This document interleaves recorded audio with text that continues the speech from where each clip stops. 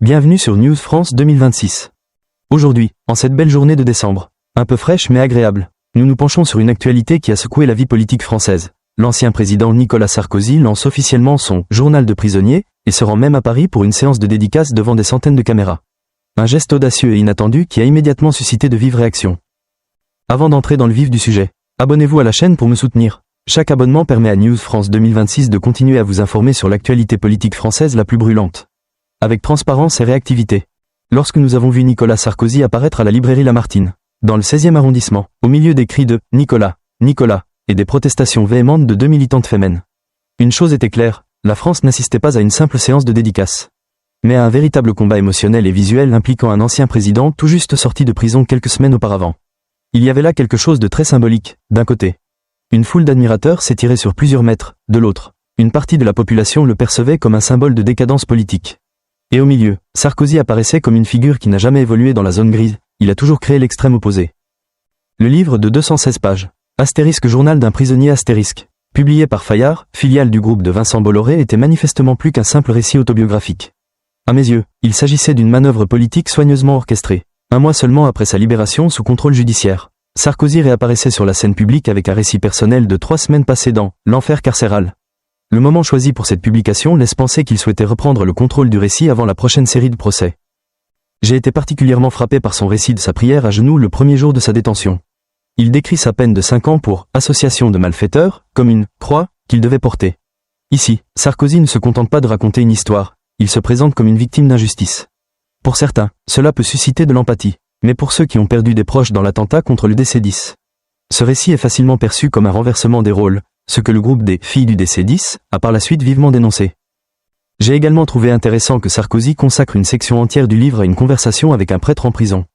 C'était un choix délibéré, mettre l'accent sur les dimensions morales et spirituelles, et construire une image personnelle profondément nuancée. Mais c'est précisément pour cette raison que le livre n'est pas seulement autobiographique, mais aussi un outil de restauration de sa crédibilité.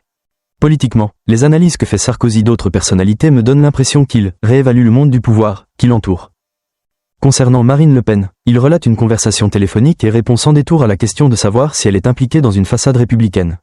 Il nie cette possibilité et promet même de prendre position en temps voulu. Cela me laisse penser que Sarkozy souhaite conserver son influence stratégique au sein de la droite, sans laisser le RN redéfinir son rôle.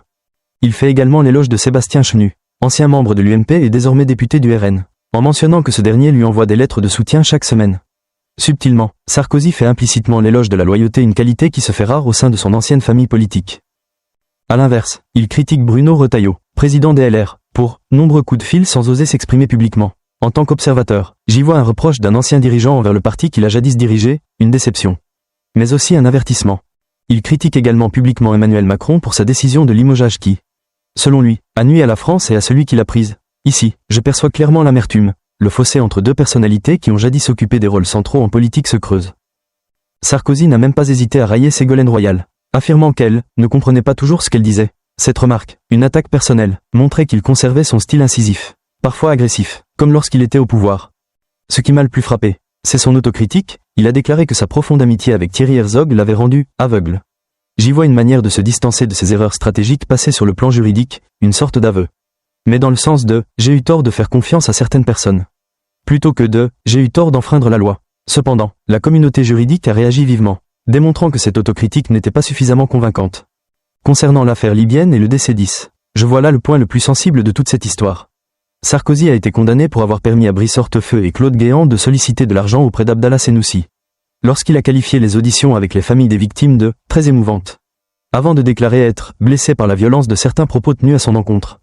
Cela a suscité l'indignation, et comme on pouvait s'y attendre, le groupe « Filles du DC-10 » a réagi avec véhémence. Il a reproché à Sarkozy de se victimiser au lieu de respecter leur douleur. Personnellement, je pense que s'il avait évoqué la souffrance réelle des 170 familles, il aurait dû faire preuve d'une extrême prudence dans son récit. Mais ici, son ton défensif n'a fait qu'accentuer le fossé entre lui et les familles des victimes. La décision d'autoriser tous les accusés, y compris Alexandre Djouri, à comparaître librement devant le tribunal avant l'audience d'appel du 16 mars au 3 juin, me laisse penser que ce n'est que le début d'une nouvelle ère. La parution de ce livre juste avant cette période cruciale pourrait être une tentative d'influencer l'opinion publique. Ce que tout homme politique expérimenté comprend parfaitement.